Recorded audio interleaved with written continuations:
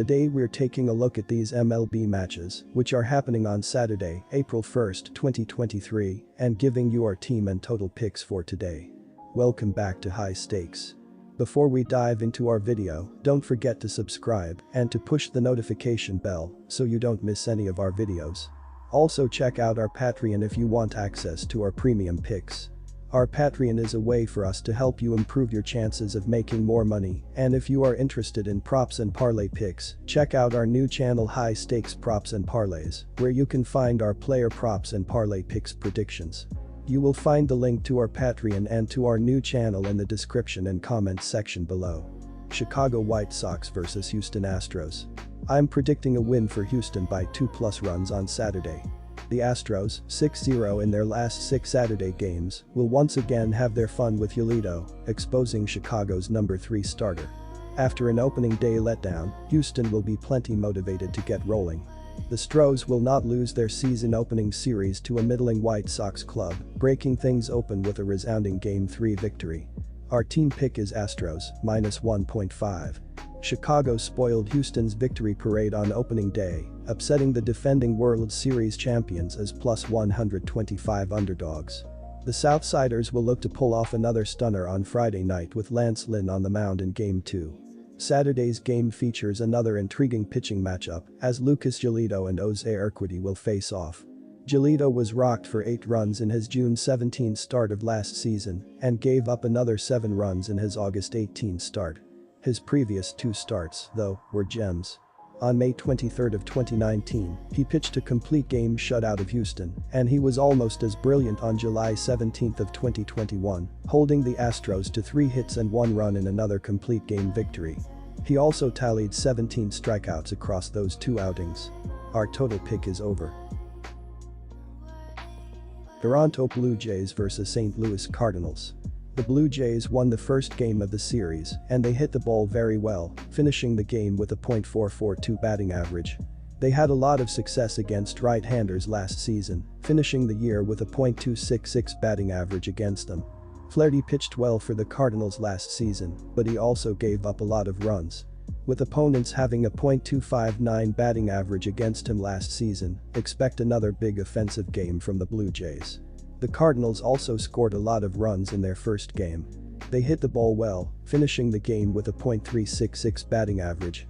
Even though they hit the ball well against right-handers last season, they didn't have a lot of success against Gausman, who gave up 5 runs in 2 starts against them, so expect them to struggle offensively in this game.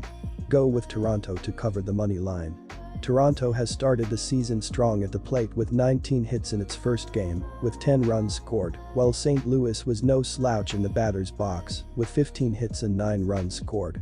Both pitching staffs performed poorly on opening day and will face tough lineups again on Saturday.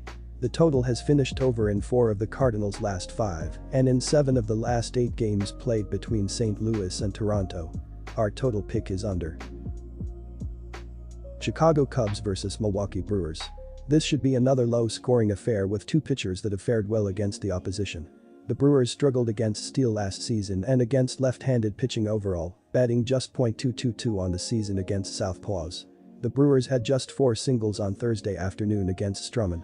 The Cubs hit .240 against right-handed pitching last season and fared well against Woodruff in 3 games. The Cubs have a stronger defense and more team speed, which plays much better at Wrigley right now in the cold temperatures. Take the Cubs with the money line. The Chicago Cubs altered their roster this offseason, focusing on quality veterans, defense, and team speed. On Thursday, the Cubs featured all those things on the way to a 4-0 opening day win. Starter Marcus Stroman pitched 6 shutout innings, striking out 6, and the team's major free agent acquisition, SS Dansby Swanson, had 3 hits and was part of the team's 4-run outburst in the 3rd inning that propelled the team to the win. Defensively, the Cubs were solid, including a run-saving double play to get out of a bases-loaded situation. Our total pick is over. Atlanta Braves vs Washington Nationals. The only solace the Nationals can take in opening up against the powerful Braves is that the weather may slow down the Braves' offense. Last season, Atlanta went 14-5 against the Nationals, including 9 straight wins at one point. Even more impressive, the Braves lineup belted 42 home runs against the Nationals pitching in those 19 games. The Nationals lineup is not nearly as potent as the Braves and will square up against the flame-throwing Strider on Saturday. The weather will also improve dramatically on Saturday, with temperatures expected to be in the mid-70s. With that in mind, the Braves' bats will likely return to form and flex their power against the Nationals' pitching staff. I expect the Braves to hit multiple home runs in this spot and roll to a second straight wins over the Nationals. Take the Braves with the run line. Strider has performed very well against the Nationals in his young career. I expect a similar outcome against a Washington team that is clearly in the rebuilding phase. To put it blatantly, they do not have any stars on the offensive side of the roster. Strider should mow these guys down. Surprisingly, while Josiah Gray hasn't had great overall career numbers, he's thrown well against the Braves. The current Atlanta roster is just 8-50.160 against the right-hander. 4 of those hits were home runs, but if he is able to keep runners off the base paths, a couple of solo home runs won't kill our play on the under. Ultimately, I think the Braves pitching staff shoves in this game, well we should get a decent outing from Gray on the other end. Let's ride with the under 8 runs here. Philadelphia Phillies vs Texas Rangers. Zach Wheeler has been a top pitcher for a while now, while Nathan Eovaldi has been getting squared up the last few seasons as hitters make great contact off of him. The Phillies are also a loaded lineup of mashers at the plate and should be able to provide the ample run support their pitching staff needs going into a game. Eovaldi has a career 3.36 ERA against Philadelphia, but has only seen them twice since the end of 2014, so this lineup is a lot deeper now. Go with the Philadelphia Phillies to win this game on the road and look towards a sweep. Our team pick is Philadelphia Phillies. After seeing a combined 18 runs scored on opening day, these offenses are going to have to prove they cannot get hits off of Zach Wheeler and Nathan Eovaldi before I think of touching the under. The Rangers and Phillies combined to use 9 different relief pitchers on Thursday, and that is a big problem as these hitters have seen what they can expect to see out of high-impact bullpen arms. The biggest reason is they did not depend on the home run to score runs, as there were just 3 combined in the game. All in all, take over 7.5 runs here as it seems to be the best answer. San Francisco Giants vs New York Yankees. The pitching matchup would clearly seem to favor San Francisco in this contest, but San Francisco looked anemic in the opener, producing just 4 hits. While no one should expect the Yankees to completely shut down the San Francisco lineup for a second straight game, there is also no reason to expect this team to put up a lot of runs. Schmidt looked good last season and has a lot of bullpen help, so if he struggles, there is plenty of help to keep this game low scoring. New York hit 2 home runs and had 8 hits in the opener. They know how to make the most out of their opportunities and have one of the deepest lineups in baseball. Cobb should have some success, but do not expect him to fare much better than Webb did. Our team pick is New York Yankees. The total for the first game of this series went under, and that is the pick I am leaning toward in this game. This is despite the fact that the Yankees ranked 2nd in the majors in runs scored last season and the Giants ranked 11th. The Giants have their top off-season addition Haniger on the injured list, and while the team will not be shut out again, they will not light up the scoreboard by any means. On the other side of the coin, the Yankees lineup will also be decent but not score many runs. SF starter Cobb was with the AL East Rays and Orioles from 2011 to 2020 and in 112 innings facing the Yankees had a decent ERA of 3.12. He and Schmidt will have good outings, and in a lower scoring affair, the under is the pick. Los Angeles Angels vs Oakland Athletics. 5 Oakland pitchers combined for 9 innings of 1-run baseball. Starter Kyle Muller hurdled 5 innings and allowed the lone run. Trevor May worked a scoreless 8th to earn the victory, and Danny Jimenez nailed down his first save of the season. Following a dominant performance by Oakland's pitching staff on opening day, all eyes will be on Shintaro Fujinami on Saturday as he makes his first MLB start after signing a 1-year $3.25 million contract with the Athletics in January. The 28-year-old had a 3.41 ERA over 10 seasons in Japan. He pitched 6 hitless innings in his final spring training tune-up last Saturday, but allowed 2 runs after walking 4 and hitting a batter. I like the Angels to squeak out their first win of the season on Saturday. Both of these teams were under .500 against the run line in 2022, but the Angels were busier adding pieces this offseason, presumably because Ohtani will become a free agent in 2024.